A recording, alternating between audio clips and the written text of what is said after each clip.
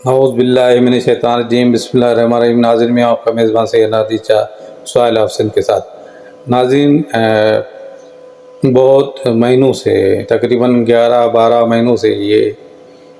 چیخ و پکار سنی جا رہی ہے، یہ چیزیں برملا دیکھی جا رہی ہے کہ IMF کے پیچھے ہم کتنا بھاگ رہے ہیں۔ پہلے وزیر خزانہ مفتاح اسماعیل کہہ رہے تھے کہ ہم اپنی چیزوں کو ٹھیک کر رہے ہیں اور ہماری مجبوری ہے کہ ہم یہ کڑے فیصلے کریں اور ٹیکس لگائیں، اور خود وزیر اعظم پاکستان جناب شہباز شریف نے کہا کہ ہمیں دکھ ہے غریب کا بڑا، ہمیں سخت فیصلے کرنے پڑ رہے ہیں، مگر انہوں نے کبھی بھی یہ نہیں کہا کہ ہم اپنے جو پارلیمانی لیڈران ہے، ہماری جو کیبنٹ ہے، اور کیبنٹ جس میں تقریباً میرے خیال میں اب تک جو آخری اطلاعات ہے کہ 82 یا 83 یعنی کہ 82-83، اور یہ تعداد کب بڑھ جاتی ہے اس کا کوئی پتہ نہیں، کب کوئی مشیر لگ جائے، کبھی کوئی ایڈوائزر لگ جائے، کبھی کوئی کچھ لگ جائے۔ اس چیز سے کوئی غرض نہیں کسی کو، یہ اعلانات نہیں ہوتے، صرف ان کے حوالے جو ہے وہ گاڑیاں ہوتی ہیں، ان کے حوالے جو ہے فیول ہوتا ہے، ان کے حوالے جو پولیس کے اسکارڈ ہوتے ہیں، ان کے حوالے جو سارے ایئر ٹکٹ جو ہے ان کے فری ہوتے ہیں۔ جتنے بھی اسمبلی ممبران ہیں ان کے جو ایئر ٹکٹ ہے وہ بھی شاید پاکستان کے خزانے سے بھرے جاتے ہیں، کیونکہ یہ غریب قوم ہے، اس کے پاس اتنے وسائل نہیں ہیں کہ وہ ہوائی جہاز کا کرایہ بھر سکے۔ ہمارے جتنے بھی سیاستدان جاتے ہیں وہ کرایہ حکومت سے وصول کرتے ہیں، اور ان کی جو رہائش ہے اسلام آباد میں وہ بھی وہیں پر ہے، اور بڑے اعلیٰ درجے کی ہے، اور اس میں جو کھانا دیا جاتا ہے وہ بھی حکومت کی طرف سے دیا جاتا ہے، کیونکہ ہم غریب قوم ہیں اور غریب قوم کے پاس کھانے کے لیے نہیں ہوتا، اس لیے یہ چیزیں جو ہے حکومت برداشت کر رہی ہے۔ بہرحال چلتے ہیں IMF کی طرف۔ تو مفتاح اسماعیل کے بعد پھر مفتاح اسماعیل کو ہم نے ہٹا کے پھر جناب اسحاق احمد ڈار، جو بہت ہی قریبی رشتہ دار، عزیز احباب اور اہلکار اور بہت ہی قریبی ساتھی، اور مسلم لیگ کے بڑے سینئر لیڈر اور منجے ہوئے سیاستدان، اور منجے ہوئے جو ہے وہ ایکسپرٹ ہے معاشیات میں، کہ معاشیات کو کیسے چلا جائے، غربت ختم کی جائے یا غریب ختم کیا جائے، دونوں میں سے ایک چیز تو ختم کی جائے گی۔ مگر IMF کی جتنی بھی شرائطیں آ رہی ہیں، جتنی بھی میٹنگ ہو رہی ہے، جو ہم لوگوں کو دکھایا جا رہا ہے، جو آپ لوگوں کو دکھایا جا رہا ہے، وہ الگ چیز ہے۔ جو اندر کی کہانی ہے وہ اندر کی کہانی کچھ اور سنا رہی ہے۔ چلے جی، کہا تھا کہ پیٹرول بڑھا دے، پیٹرول بڑھا دیا، چلے جی کہا تھا کہ چیزوں پہ ٹیکس لگا لے، ٹیکس لگا لے، چلے جی آٹا بھی بڑھ گیا، چلے جی چینی بھی بڑھ گئی، انسان کی سانسوں کے علاوہ سب چیزوں پہ جو ہے وہ ٹیکس لگ گیا، بڑا ہو گیا۔ اور اگر سوچا جائے تو سانسوں پہ بھی گورنمنٹ کے ہسپتالوں میں تو اتنی سہولیات نہیں ہیں۔ ہم اگر کوئی بندہ، اللہ معاف کرے، اللہ سب کو صحت دے، کوئی وینٹیلیشن پہ چلا جائے تو 2-2.5 لاکھ 1.5 لاکھ ہمارے جو ہے غریب پاکستان میں لیے جاتے ہیں، کیونکہ ہم غریب ملک ہیں اور اپنے انسانوں کی جان بچانے کے لیے صرف اتنے ہی پیسے لیتے ہیں۔ تو پھر اسی بات پہ آئیں گے IMF پہ۔ تو IMF جو ہے اس کا معاہدہ اتنی میٹنگیں ہونے کے بعد نہیں ہو رہا، اور یہی معاہدے ہر دفعہ ہر حکومت کرتی آ رہی ہے اور وہ ہوتے آ رہے ہیں۔ اور تب ہمیں یہ نہیں بتایا تھا کہ IMF کی یہ شرائط ہے، یہ شرائط ہے۔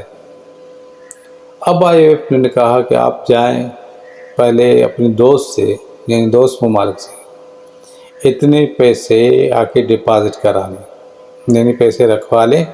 وہ دیں تو آپ کے دوست دیں گے، پڑوسی دیں گے تو ہم دیں گے۔ چلے جی، ہم نے بڑے جو ہے وہ تگڑے زور لگا کے اپنے برادر ملک سعودی عرب اور یو ای سے وہ پیسے بھی لے لیے۔ اب جتنی بھی شرط تھی وہ پوری شرطیں کر لی، مگر پھر بھی آئی ایم ایف کا قرضہ نہیں ملا۔ اس کی بنیادی وجہ جو ہے وہ آج تک کوئی بھی اینکر، کوئی بھی سیاستدان، کوئی بھی اسمبلی فلور پر آپ کو نہیں بتائے گا۔ یہ آئی ایم ایف کی جو شرط ہے وہ مشروط ہوتی ہے، کوئی غیر مشروط قرضہ نہیں ہوتا، اور ان چیزوں کی ان کو نہیں ہے کہ ٹیکس لگے گا، یہ لگے گا۔ اصل جو چیز کہانی ہے، جو ہمارے برادر ملک ہے جیسے ترکی ہوا یا ایران ہوا، یا جیسے رشیا سے ہمارے تعلقات بن رہے ہیں، تو ان چیزوں پہ آئی ایم ایف جن لوگوں نے بنائی ہے ان کو شدید اعتراضات ہیں۔ اب وہ کہہ رہے ہیں کہ آپ آ جائیں، امریکہ کی پھر پناہ میں آ جائیں، تاکہ امریکہ جب چاہے ہماری زمین کو استعمال کر سکے، جب چاہے اپنے ہوائی جہاز اتار سکے، جب چاہے سب چیزیں کر لے۔ یہی وہ کڑی ہے جس کی وجہ سے امریکہ ہمیں نچوڑ رہا ہے، پاکستانی عوام کو اور پاکستانی سیاستدان کو یہ آئینہ دکھا رہا ہے، ہم دیں گے تو آپ چلیں گے، ہم نہیں دیں گے تو آپ نہیں چل سکیں گے۔ نہ فقط آپ ڈیفالٹ کر جائیں گے، مگر بہت ساری صنعتی چیزیں، بہت سارا کاروبار پاکستان کا رک گیا ہے۔ ایک چیز جہاں پر فل اسٹاپ لگا تھا وہیں پہ فل اسٹاپ لگا ہے، اس فل اسٹاپ کے آگے جو بھی سٹوری لکھی جاتی ہے وہ صرف غریب انسان کی لکھی جاتی ہے، مظلوم انسان کی لکھی جاتی ہے، مڈل کلاس کی لکھی جاتی ہے۔ کبھی آپ نے یہ نہیں سنا ہوگا کہ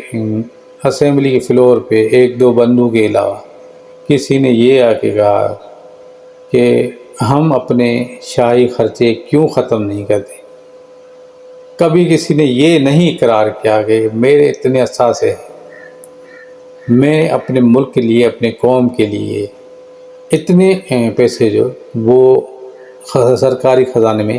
جمع کر دیتا ہوں۔ مجھے تو ابھی تک جو ہے زندگی میں ایسی کوئی مثال نہیں ملی کہ سرکاری خزانے میں کسی سیاستدان نے کوئی رقم جمع کرائی ہے۔ سب مثالیں جو ہے، پوری کتاب جو ہے اس چیز سے بھری ہے کہ سرکاری خزانے سے صرف پیسے نکالے جاتے ہیں، اس پہ پیسے کوئی بھی حکمران،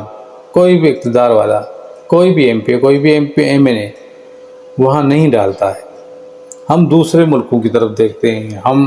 آئی ایم ایف کی طرف دیکھتے ہیں، ہم ایشین بینک کی طرف دیکھتے ہیں، ہم صرف یہ سوچتے ہیں کہ ہمارے اوپر جو ہے آئی ایم ایف کا قرضہ ہے، ہم پورے قرضوں میں ڈوبے ہوئے ہیں۔ یعنی ہم سے مطلب میں آپ کی بات کر رہا ہوں، میں میری بات کر رہا ہوں۔ دیکھیں یہ جتنے بھی سیاستدان ہیں ان کو تو یہاں نہیں رہنا، ان کے بچے ان سے پوچھے کہاں رہ رہے ہیں، ان کے گھر کہاں ہے، پوری دنیا کو پتہ ہے۔ یہ اگر افواج پاکستان آج بھی میں کہتا ہوں، جس کے سپاہی، جس کے جنرل، جس کے میجر بارڈروں پہ وزیرستان میں قوم کی بقا کی جنگ لڑ رہے ہیں، اور پھر اس کے علاوہ پاکستان آرمی معاشی حوالوں سے بھی سپورٹ کرتی ہے۔ کسی ملک سے بات کرنی ہے، ہمارے خود سالار جاتے ہیں بات کرنے کے لیے، مگر یہ ہمارے جو سیاستدان ہیں، وہ سیاستدان جن کے بچے یہاں نہیں رہتے، جن کے گھر یہاں نہیں ہیں، وہ کہتے ہیں ہمیں تو جی قرضہ لینا ہے، اتارنا تو اس قوم کو ہے۔ یہ قوم جو قوم کبھی اٹھ کھڑی نہیں ہوتی، یہ قوم جو ہمیں 40 سال سے ووٹ دے دے کر جتا رہی ہے، یہ قوم جس نے ہمیں 3 بار وزیر اعظم بنایا، یہ قوم جو اپنے حلقے کے ایم پی ایم این اے کے ساتھ اپنے محلے کا کوئی مسئلہ رکھ نہیں سکتی، یہ قوم جو بات نہیں کر سکتی یہ قوم، جو بات رکھ نہیں سکتی یہ قوم، جو بات لکھ نہیں سکتی یہ قوم، جو چیخ و پکار نہیں کر سکتی یہ قوم خاموش ہے۔ میں اللہ سے دعا کرتا ہوں کہ قوم میں شعور آ جائے، قوم میں وہ بساط آ جائے کہ ہم اپنے ملک کو اپنے پاؤں پہ کھڑا کر سکیں۔ یہاں نہیں بولے تو روز محشر میں ہم سے پوچھا جائے گا، وہاں پھر چلا کے بولیں گے کہ میرا قصور نہیں۔ اپنا اور اپنے پیاروں کا بہت خیال رکھیے گا۔ اسی پلوں کا اجازت، اللہ حافظ۔